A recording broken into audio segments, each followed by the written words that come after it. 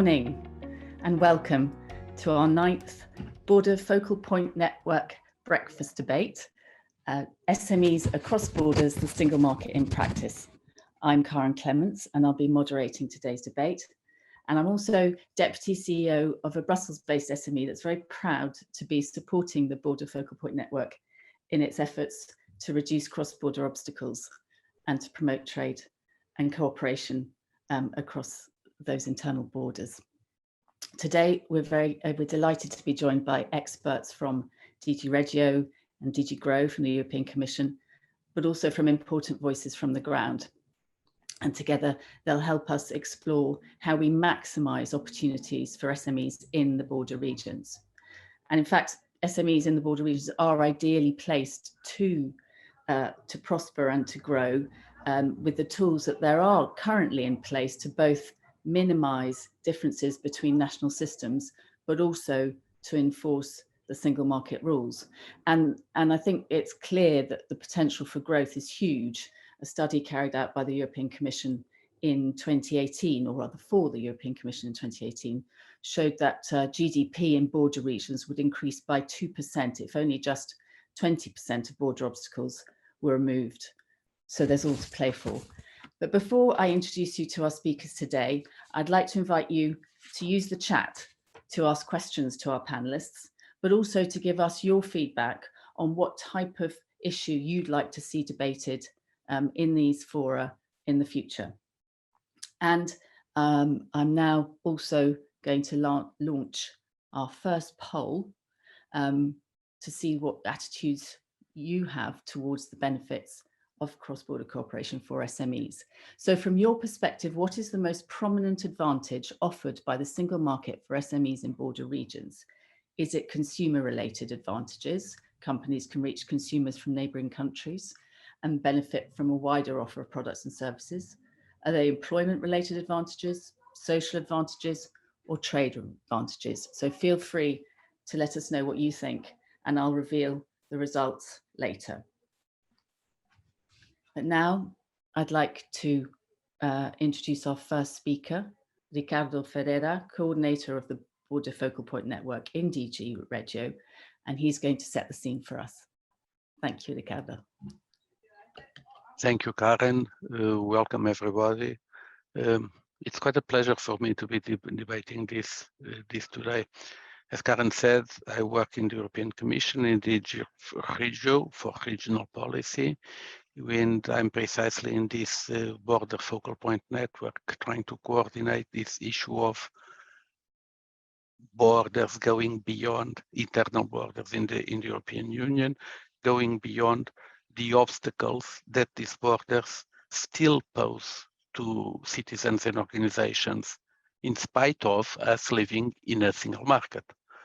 Because so frequently we assume that borders are not there, but those living in those border areas, they de facto feel them daily in their lives. What moves us here in DG REGIO, it's to push for the development of border regions. That's the ultimate goal that we want to do. But when we look to a border region, we cannot look merely to the border region, because that border region is limited by the border line. And this is the key element in the discussion. We cannot talk about the development of a border region, a region that touches one given border, without talking about the cross-border region, which is the sum of the region on one side plus the rest of its region beyond the border. De facto, the way that many things are structured, many things in the legal, in the administration sectors are structured, leads to legal frameworks that are applicable only to one side of the cross-border region. This means that de facto, border regions are amputated from part of their natural market. This is what we see in economic terms as the border effect. The border effect is the loss of potential in trade, in growth, in GDP, in social interactions, in whatever, that comes that a region suffers from the fact that there is a border. This may be caused by de facto legal impediments to cross the border in some way.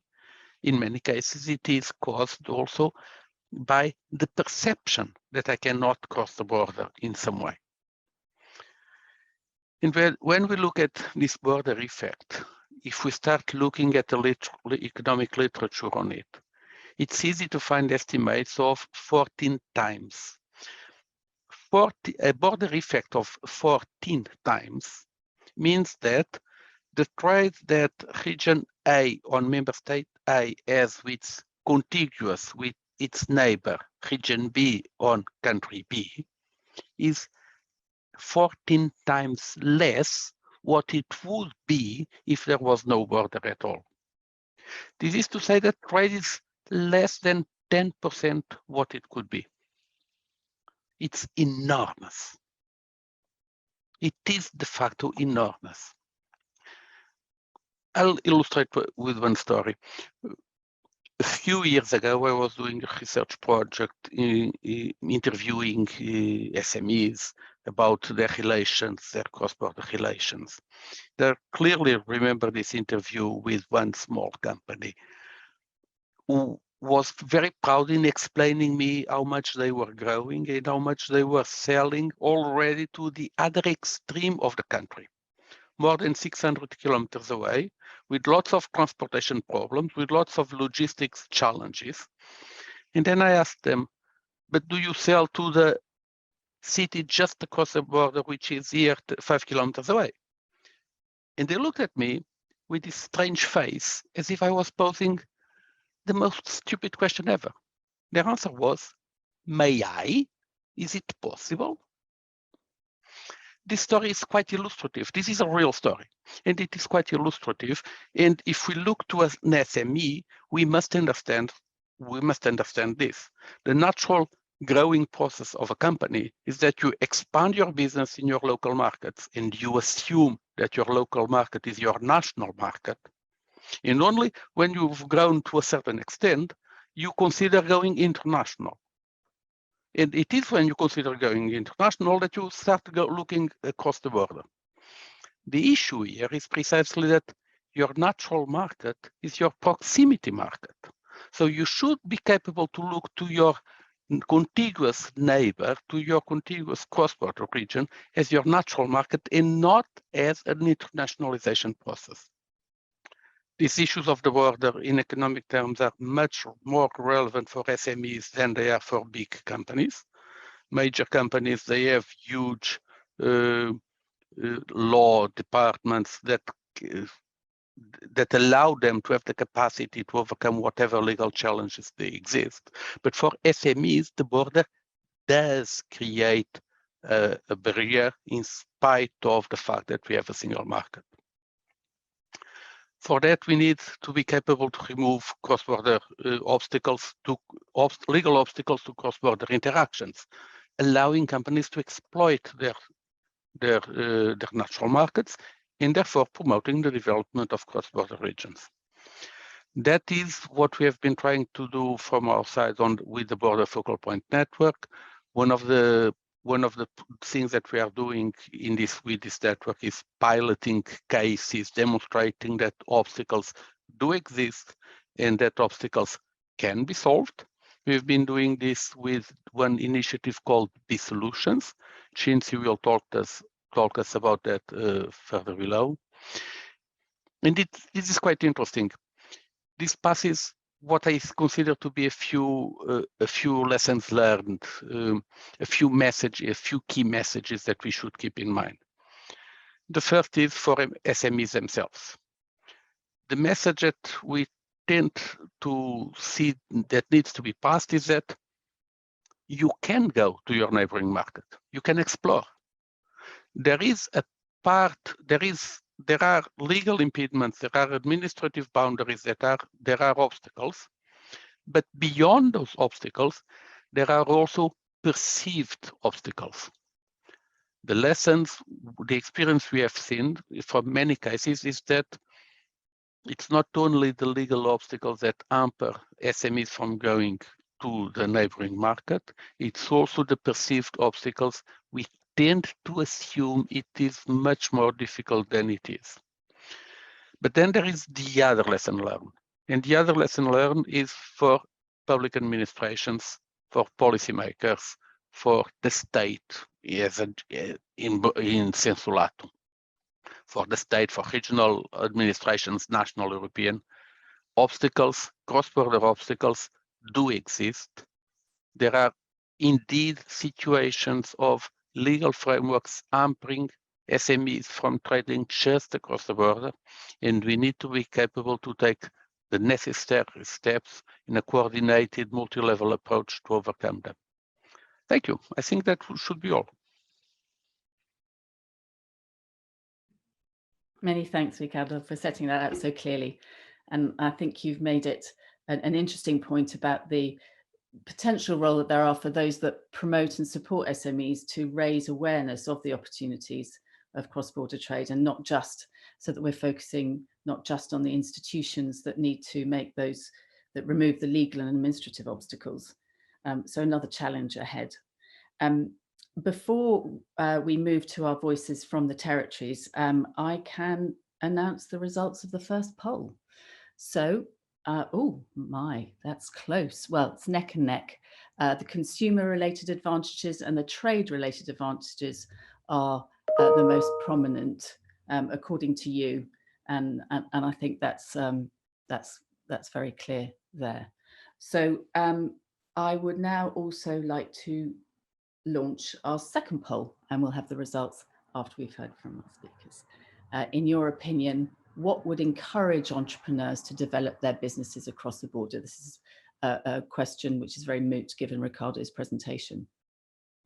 Stronger political commitment of the member states, more intensive collaboration between regional and local SME associations, stronger participation of SMEs in cooperation initiatives, or the effective implementation of the mutual recognition principle.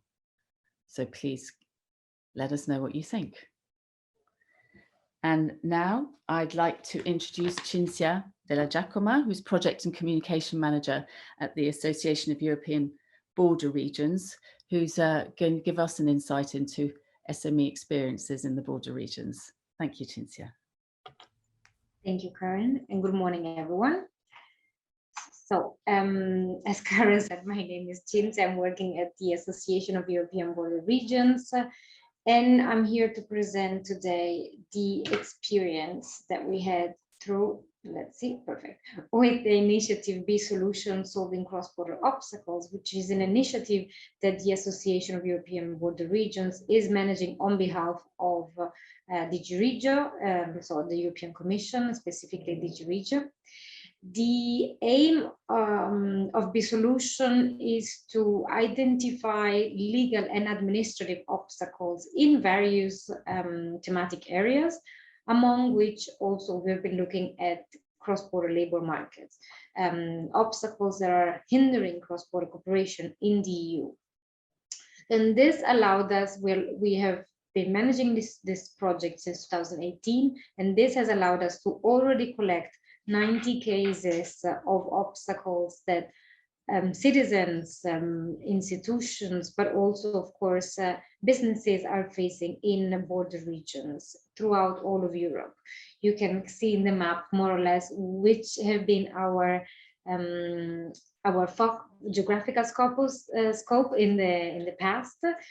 Also, we still have a second Be Solution call for proposal running at the moment. So if you're interested in learning more about Be Solution and also showing your obstacles that you are facing at the moment in your border regions, you can contact us anytime. We'll be happy to learn more about obstacles. And now we can see, let's look at specifically those obstacles that have been identified in the cross-border labor market thematic area.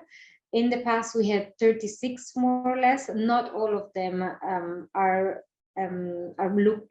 problems, obstacles faced by SMEs in particular, but still many of them are. So today I would like to to go a little bit concrete and show you exactly what it means to be to have a business, especially a small business in a border area.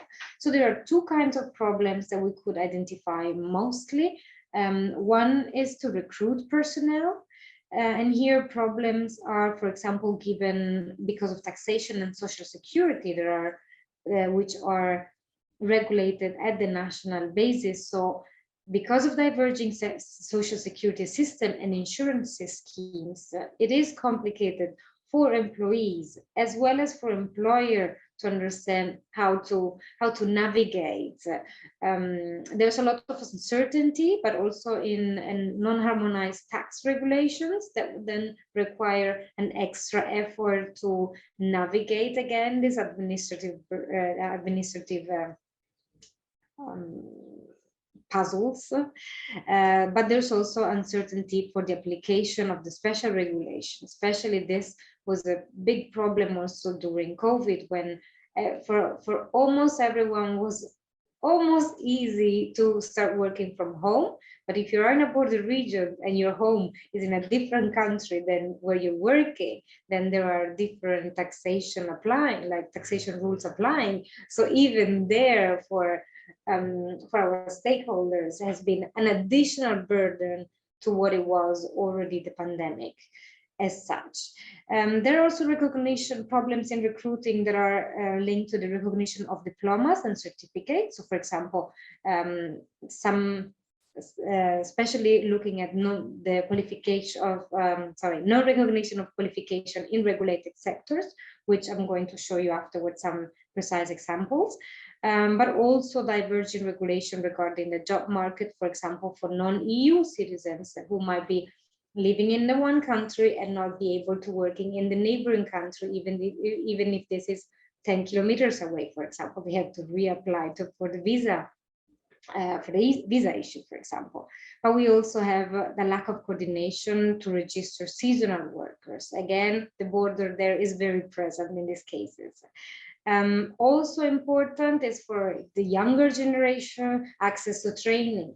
Internships are regulated differently, apprenticeships are regulated differently. So it's very hard for SMEs to understand how to deal with such issues when wanting to recruit young people to learn a new job, for example. How do they then apply the regulations, which ones if there's an exchange, and so on. So this unfortunately are still obstacles that we have noticed in border regions thanks to the solutions application, because these are problems actually that have been submitted to us from stakeholders in border regions. The other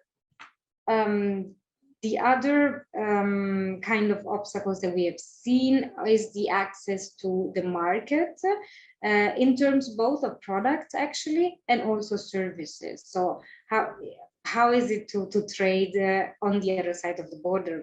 Ricardo already mentioned that. There are different provisions regulating the trade of local products. There's a lack of coordination of regulation in some sectors. There is also uncertainty simply in establishing joint initiatives as new incubators, for example, business initiatives. To make them accessible on both sides of the border is still an issue. And there are also different laws regulating the services that are offered by some SMEs, for example. So all of this really show that there are still high administrative burden that are to navigate through the different rules, and especially for SMEs already knowing unfortunately the rate of failure of SMEs. So you can understand that clearly in border regions this might even represent more problems, more requirements to be aware of, more legal costs, for example, simply said also. So there's definitely the potential to grow for more growth and increase of the GDP in border regions if these were solved. But we can look a little bit more in the detail, for example, of some of the some of the obstacles that have been submitted with these solutions in the past. One of the one obstacle, for example, regards the SMEs in health and social service field, who are regulated. Of course, there are diplomas, there are qualifications that are again recognized at the national level, not at the.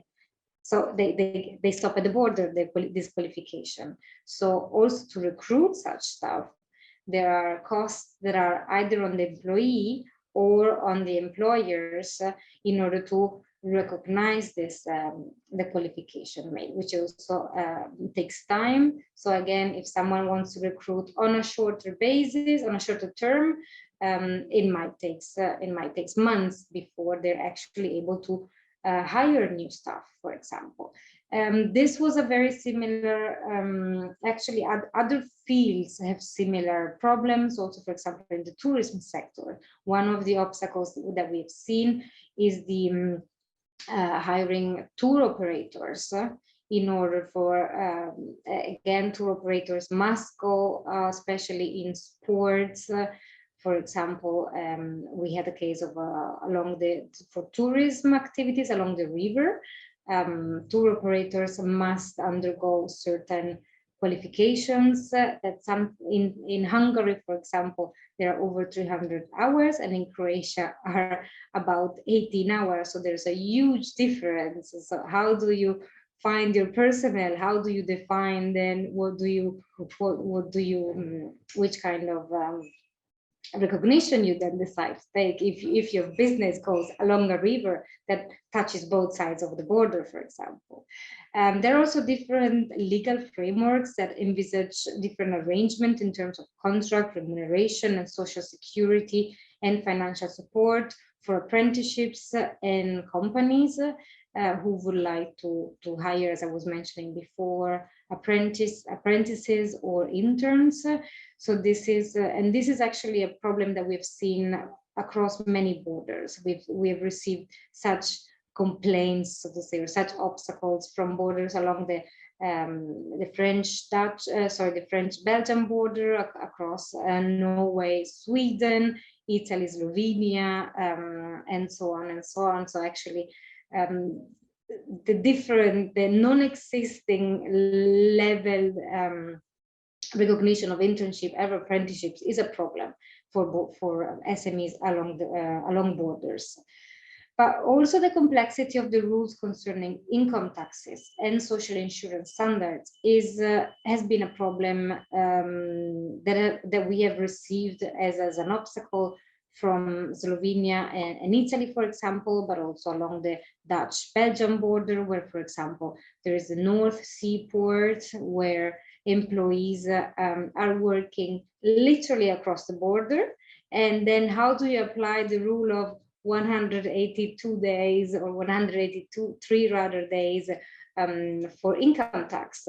How do you decide where to tax the person who's working half day in Belgium and half day in the Netherlands? So these are problems that, of course, require an extensive, for sure, understanding of the laws of both countries, but also might actually not even have replies in the existing laws, so that there are extra burden for companies in these cases who have to hire lawyers and have to have also political weight in order to understand how to behave and how to proceed in their normal businesses, basically. And also another, as I was mentioning before, a problem that we've seen between, for example, the German and the Dutch border again is how to hire staff that is coming not from the EU, so non-EU nationals who maybe are living on the one side of the border, so they have the visa recognition to live and work on one side of the border. Are the SMEs on the other side of the border allowed to hire them? yes, but then the staff, the employees, the non-EU national citizens have to reapply to all the visa applications, for example, even though it's literally 10 kilometers away, maybe even 2 kilometers away, because there are cities that are facing such problems. So these are some of the cases that we have received with B-Solution regarding the recruitment of staff. Then, as I mentioned before, briefly, we also had many cases indicating how complicated it can be to access the market, both, as I was mentioning before, in terms of selling products. So, for example, small scale farmers, for example, who would like to sell their products across the border, they are facing enormous obstacles in this sense. You can also imagine farmers might also not have the means to understand how to navigate rules in order to be able to sell local products according to the laws that apply on the other side of the border. So, for example, and this has been lamented by many stakeholders across the Hungarian-Croatian border, for example, Hungarian-Romanian, but also Hungarian-Romanian and Slovenian more than once, because this is really a problem for the local development and so little businesses in the region. From Norway, Sweden, we had a case, for example, with the tour operators of where horse riding is an activity that they would like to offer to tourists in the area. So it's a very important local business activity, but horses which have to cross the border, they need to have a 48 hours document from a veterinary that allows them to cross the border. So how often can really a little business that is having such that is offering such a service, how often is he really able to bring their horses to the veterinary just to cross the border? So of course, these are all very, very concrete examples that show that unfortunately there is still a lot to do in order to basically allow businesses to really be able to go international, even if international is 10, 15, 20 or 50 kilometers away. And with this, maybe I'll close it here, and I'll be happy to pick up the conversation if there are questions later. Thank you. Thank you so much, Cinzia. Could I ask you a question? So I understand it's clear that the rules on income tax, etc., entrench national systems where the EU has no competence. It is very, very complicated. But if you gave this interesting example about tour operators and the recognition of mutual recognition of qualifications, and the issue in Hungary and Croatia, was there a solution found to that? And if there was, can that be replicated across other border regions in the UK? Because in the EU, as you know, the mutual recognition of qualifications has been an issue now for 30 odd years. So you would hope that by now there's been some shift in attitudes. I'll reply in German with a Jein, which means a little bit of a yes and a little bit of a no. What does that mean? Yes, there are solutions that can be, of course, be pursued. There are different kinds of solutions. And most of all, what we have seen throughout the solution in the last 4 years is that often solutions require different elements. First of all, in the sense that sometimes they are just a matter of informing better, so they don't need legal changes. It's just really better coordination or better training as well. The problem is that these trainings are needed and sometimes still they are lacking. So there is more of an effort to coordinate. For sure, in some cases, there's also need for legal solutions, which really means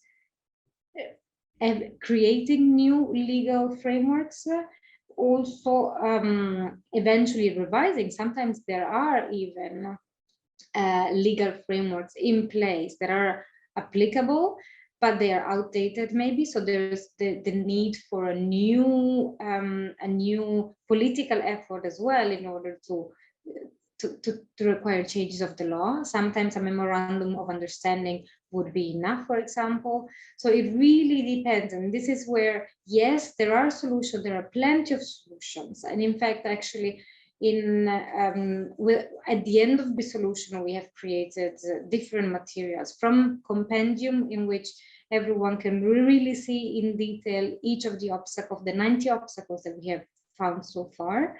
But also we have published 3 thematic publications where, based on the specific obstacles and solutions that have been offered by the experts working on the solution that have been identified, that we suggest. So we also created a sort of a guideline to understand how to implement solution.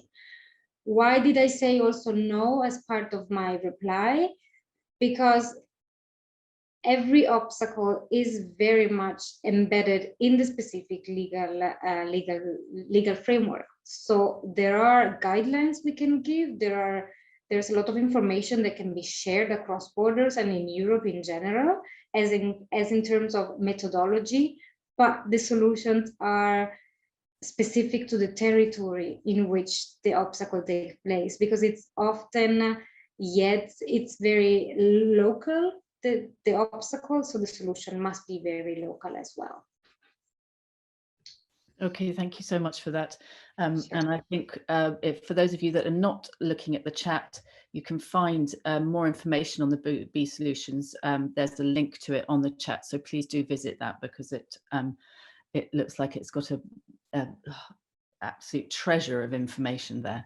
And we look forward to the exemplar models coming out in the next 12 to 18 months. Thank you so much, Cinzia. Now I'd like to invite Karolina Krukowska, who's Project Implementation Specialist from the Rzeszow Regional Development Agency, to share her experience and insights with us. Karolina. Hello, good morning. Good morning one more time. Thank you, of course, for the invitation. I will try to contribute to this webinar as best as I can. Okay, so I will introduce, I'm the representative of Rzeszow Regional Development Agency, which is the largest institution here in our region, the Podkarpackie region, when it comes to the support and development of the region. I also would like to have a short, hopefully, presentation. So if you could please let me share it with you. Okay.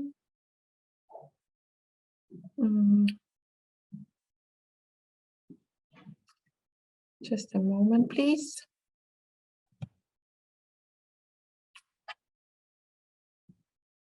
Okay, this is it. We'll start from the very, can you see well the presentation? Yeah, okay. So as I said, I represent Rzeszow Regional Development Agency.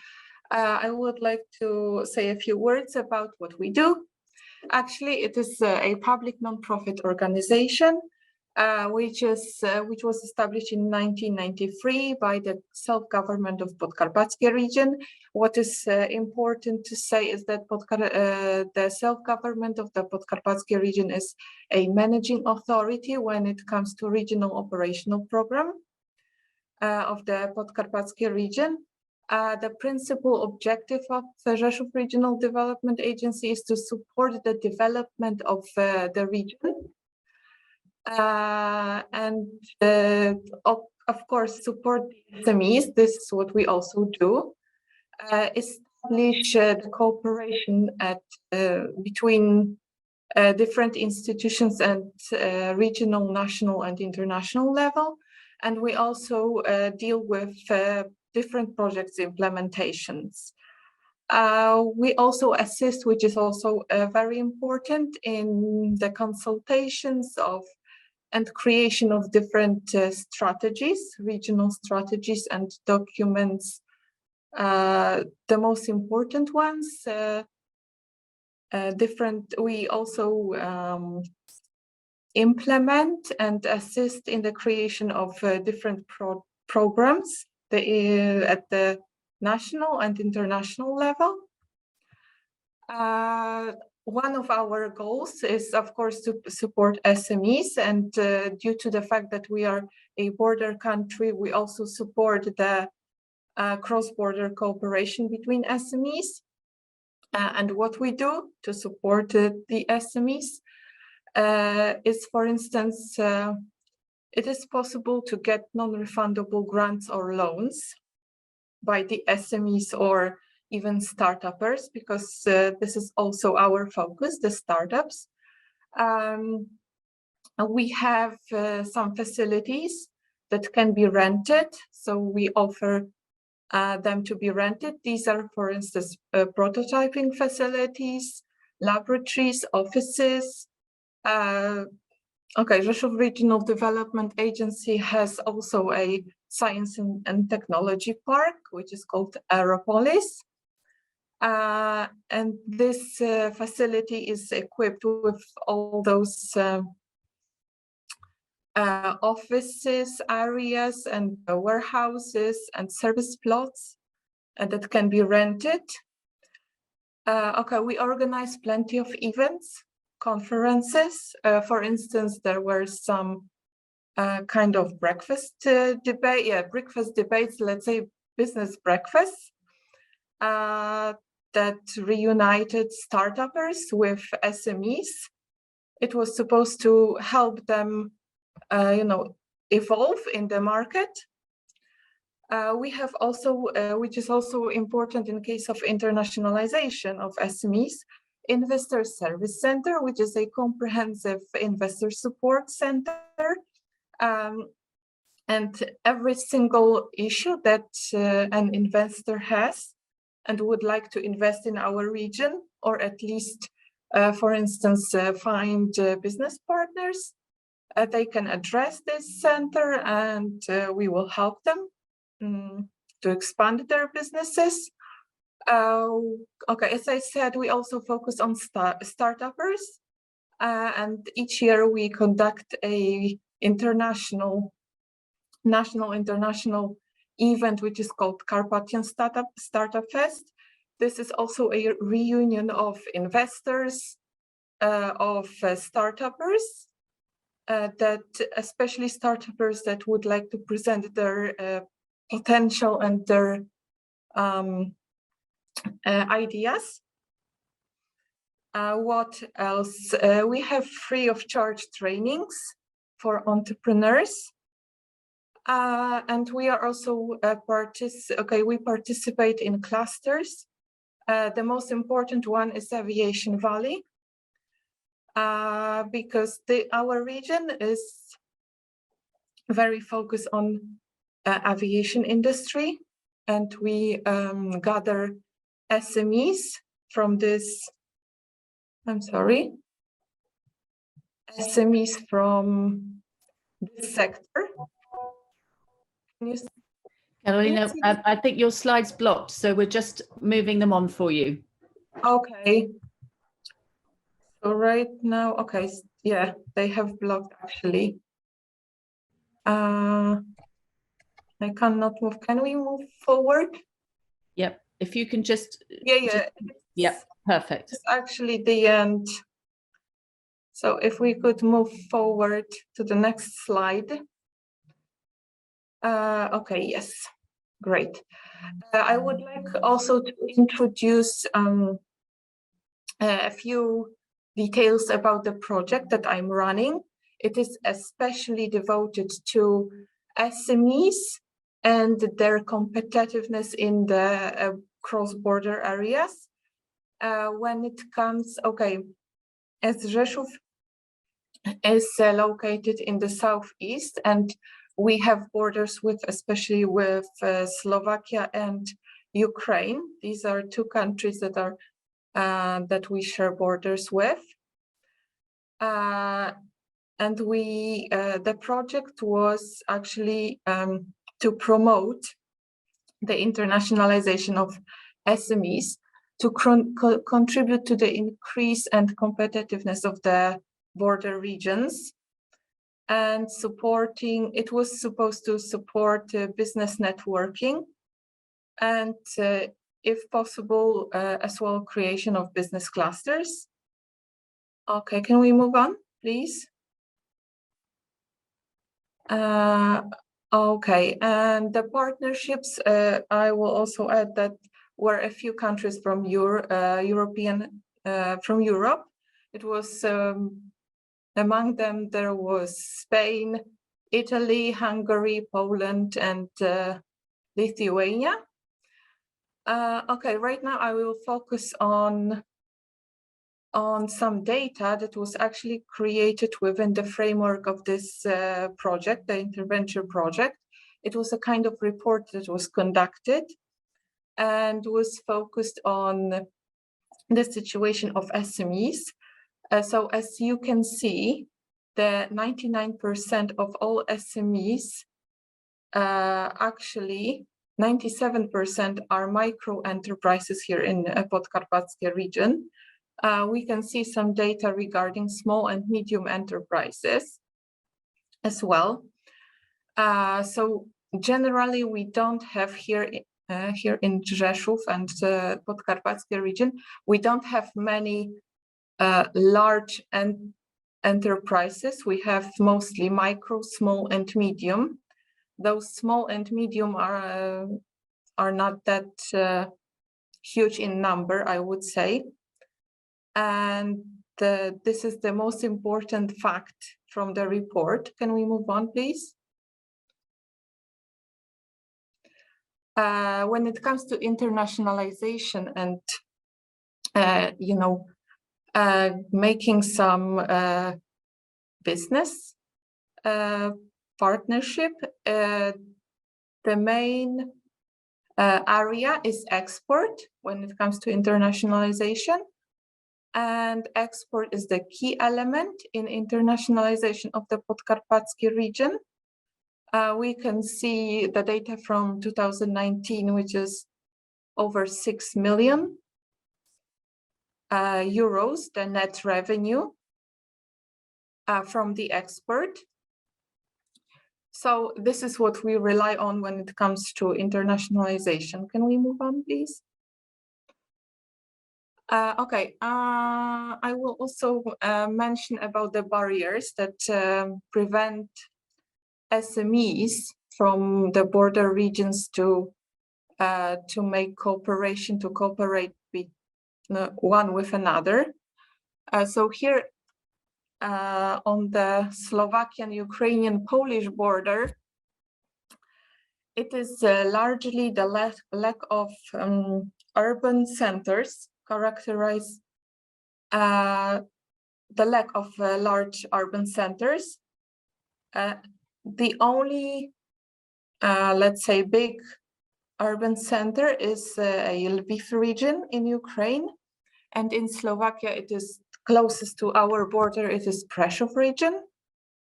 So these are only two areas, big areas that that are really worth making some partnership. Another issue, obstacle, is bureaucracy, including all the low efficiency of payoff and financial systems, and instability of rules of legal rules. In case of Ukraine, it is also the visa issue. Many of Ukrainians need visa to be able to work in Poland, let alone expanding their businesses here. In Slovakia, the border regions are really poorly developed when it comes to road infrastructure.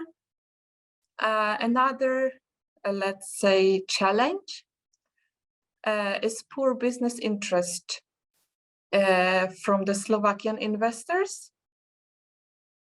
And there are also language barriers.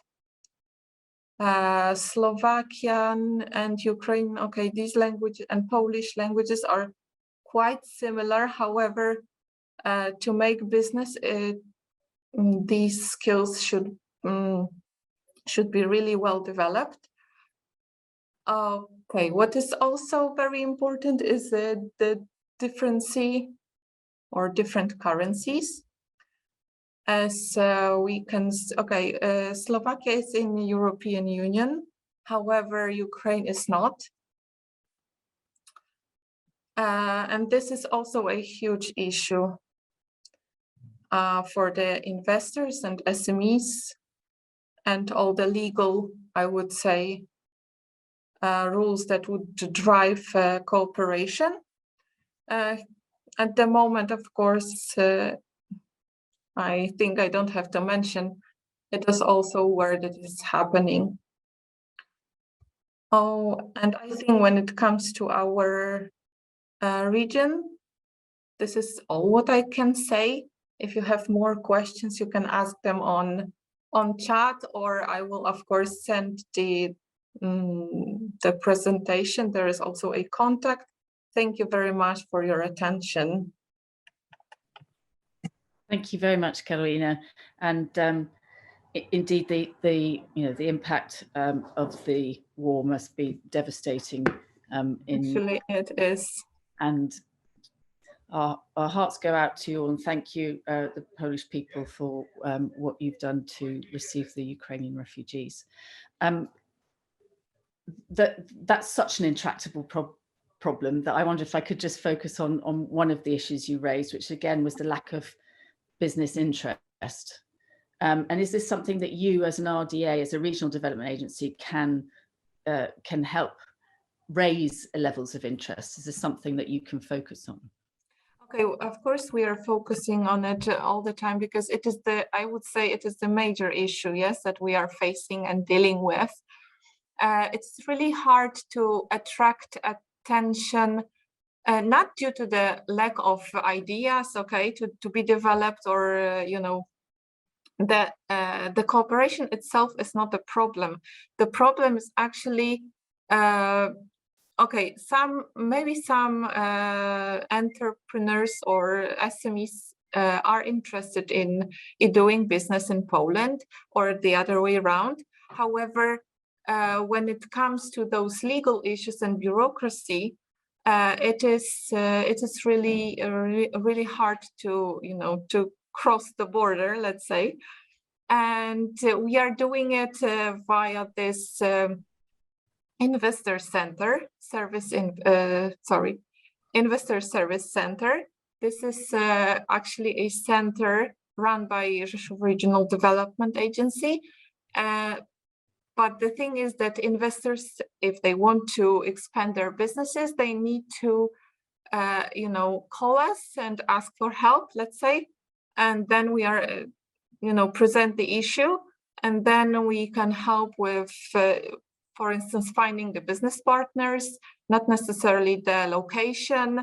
We are able to, at least advise them on all the legal issues and taxation, because it is also an issue. It has already been mentioned, especially that okay, we are with Slovakia, it is maybe a little bit easier because we are in the European Union. However, with Ukraine, it is a completely different story, as the taxation system here in Poland and in Ukraine is completely different.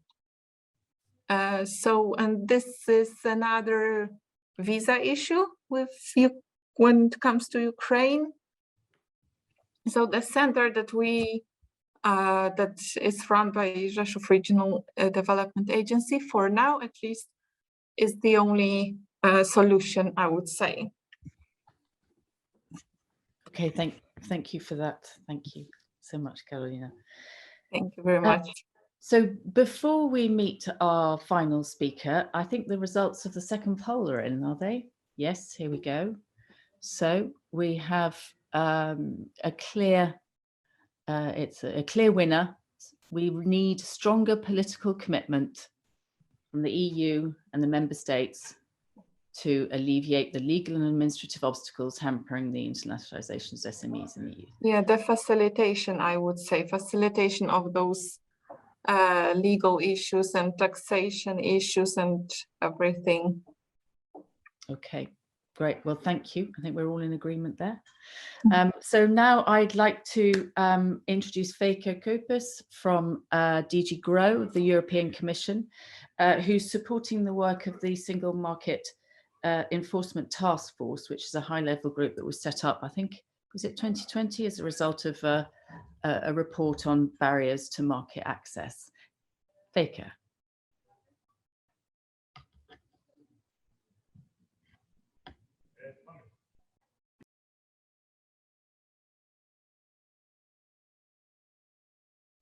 Sorry, I started the presentation. I couldn't unmute myself. Thank you. Thank you for inviting us. And indeed, I work in the Single Market Enforcement Taskforce. Let me see now how I get this. Sorry, there we go. The Single Market Enforcement Taskforce, which is part of GROW and is located in Unit E4. You can forget that straight away. But in E4, there are more instruments that work for the single market. That is Solvit, which some of you might know, the internal market information system, which a lot of you probably don't know, but plays a really important role in facilitating information between authorities, Europe, the Single Market Scoreboard, and then the Single Market Enforcement Task Force. And we're basically a tool of a package of what they call the soft tools for the enforcement of single market legislation. We don't know really like the name soft tool, so if you have a better name, we're very interested, but that's the name we have so far. And indeed, the SMET was created early 2020 as part of actually the long-term action plan on implementation and enforcement, and that called for the creation of a high-level task force, and that became the SMET. The SMET is, in that respect, a little bit of a, how you say it, a different kind of instrument. It works slightly differently. It's actually very much a cooperation between the Commission and member states, where they try to work together on very concrete barriers on the single market. And they do not do that from a legal perspective. Other people in EU work on like the infringements and pilots. We did not work from a legal perspective. We work very much from the user's perspective, where we just look at, okay, here's a certain barrier for a certain number of users. Can we, the Commission and the member states together, see within the room that is for us to maneuver, find a solution, which mostly is done based on just the arguments, the problem and the argument that there is room to remove the barrier. Now, what have we been working on? The SMET started working during the COVID pandemic, when some of the borders returned in the single market, and there it played a small role in trying to keep the borders open. Most of it were very direct discussions between member states on closing their borders, some import restrictions, things that basically hampered the single market. But again, there were a lot of parties playing a role there, and we played a minor role. After that, the SMET moved on to what it was supposed to work on, and that is like these concrete barriers. And here we've been working on one professional qualifications, PQD. Here we've been removing prior checks. Prior checks is basically the difference between that if you want to do a temporary service that is in a regulated profession, that member states are allowed to put you on a prior checklist, and then it's basically treated as if you're establishing, which means there are far more requirements. Now, we've basically been together with the member states trimming that list There were 770 professions on that list from all the member states, and we removed 230 of those from that list just by having that debate with the member states and pushing them a little bit. Also on professional qualifications, that's still ongoing. We're trying to trim the amount of documents they require, and also the requirements on the documents that they have to be translated, that they have to have authentic stamps. We're trying to make that a little bit simpler.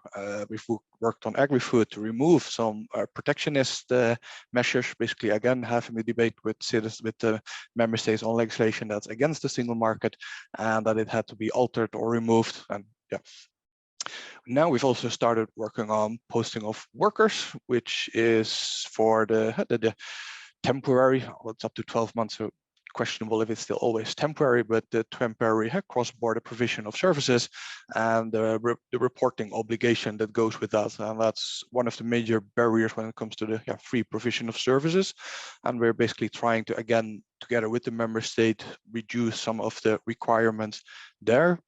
Another work stream that's now ongoing is streamlining the permitting procedures, where basically if you want to create a solar farm or a wind farm, the permitting procedures are rather extensive, long, and they take up to like 11, 12 years. And together with the member states, we are seeing if we can trim them, make them a little bit easier.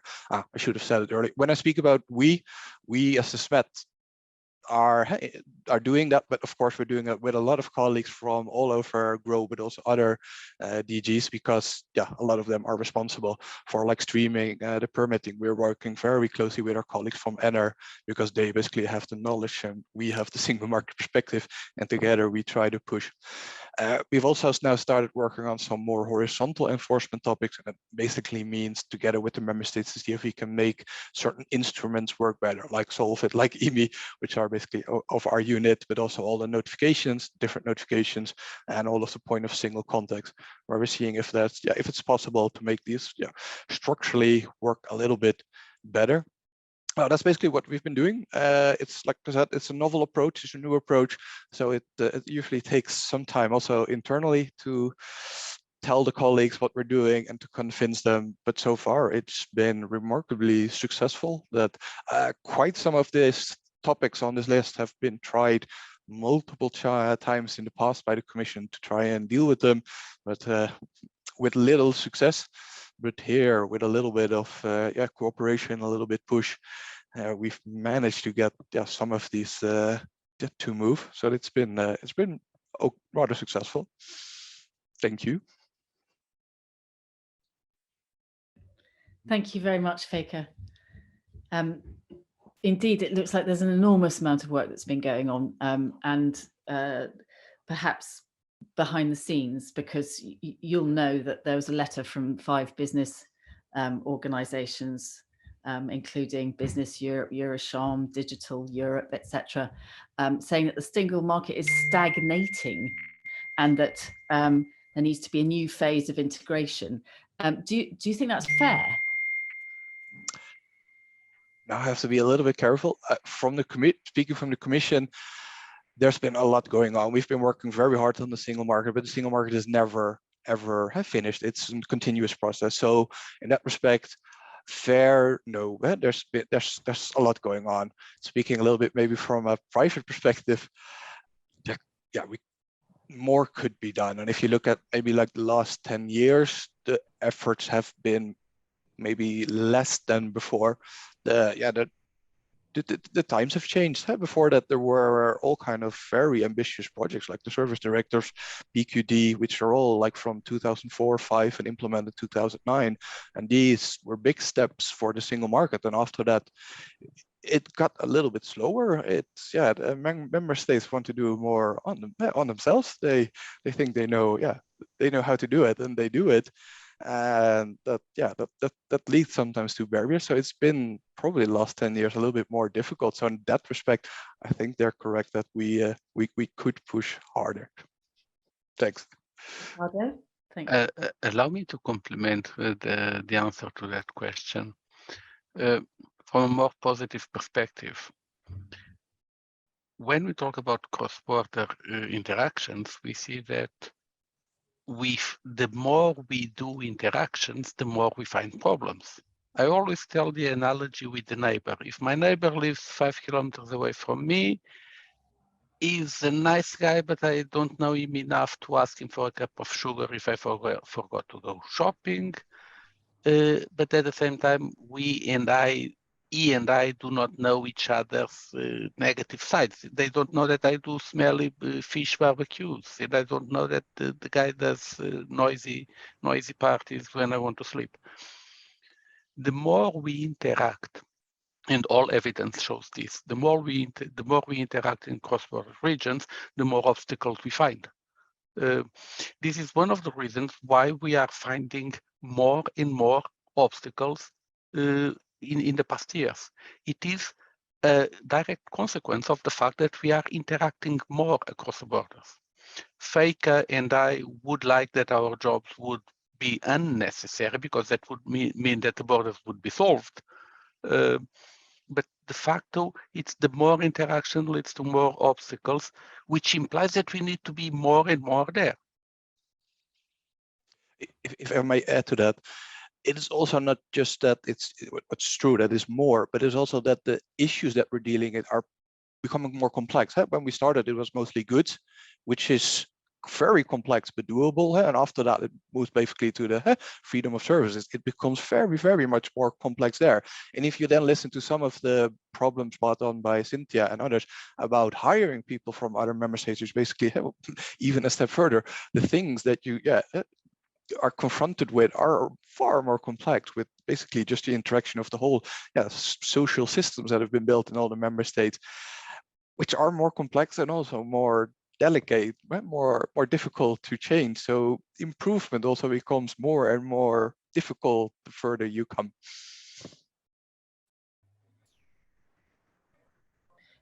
Absolutely, and I think the stats show that, because even if the EU is a service economy, and I think there's got an overall share of 70% of the GDP, there's only 8% share of 8% GDP is in intra-share trade of services, compared to 25% of GDP is in intra-share of goods. So obviously it is easier to move a good than it is to move a person. I'd just like to ask one more question before I go to the chat, which is the flip side. So the DG REGIO brought out a report and likened the border regions to future labs of European integration. In fact, is it the border regions that could provide this new phase of integration that the business community has been asking for recently? It is indeed. Why? Because of one single factor. When you live away from a border region, you think about someone in another member state as abroad. You go to the other member state, you think on a train traveling, or long distance train travel, or a plane traveling, and you think you have this concept of abroad. When you are in a border region, you think about the person, the organization, the company, the customer, the supplier across the border, not as abroad, but as my neighbor. And this allows for enormous experiments to be made. For example, we are seeing, like Feike was saying, we have more and more complex interactions. We are seeing for the first time connections in the electricity market with the energy communities being established. This is incredibly piloting. This allows for the border regions precisely to show that you can do things with your neighbor. And from the moment we see that we can do things with our neighbor, we see that we can do things at a larger extent. And to add to your point, Ricardo, Natalie is saying that can we have a legal tool enabling a systemic approach, and do panelists agree? A legal tool that will remove obstacles. A legal tool that removes all obstacles might be a little bit difficult, because the obstacles are always different, and in that respect there are many different kind of legal instruments that should deal with the different barriers. What we are working now on in GROW is a new legal tool to collect all of the barriers. Basically, colleagues of us are now in GE4 are working on the single market obstacle tools, which should collect basically all the different kind of barriers, and the idea is that should then feed basically in the policy cycle, and then the different kind of instruments that are working daily on improvement should, based on these different barriers, should deal with them. But still, one instrument to work with all of them and to deal with all of them, if that would be there, we would also really like to know, but I think it's not going to be that easy. Experience shows that we need to have a toolbox, several tools available. The more, the easier it is to solve obstacles, and we should ask member states not to impede new tools just because they assume they already have the tools that are sufficient for them. If you have tools that are sufficient for you, very nice, don't impede other tools from being developed. And I think Natalie's clarifying that she meant a legal tool that forces the relevant authorities to work on barrier removal.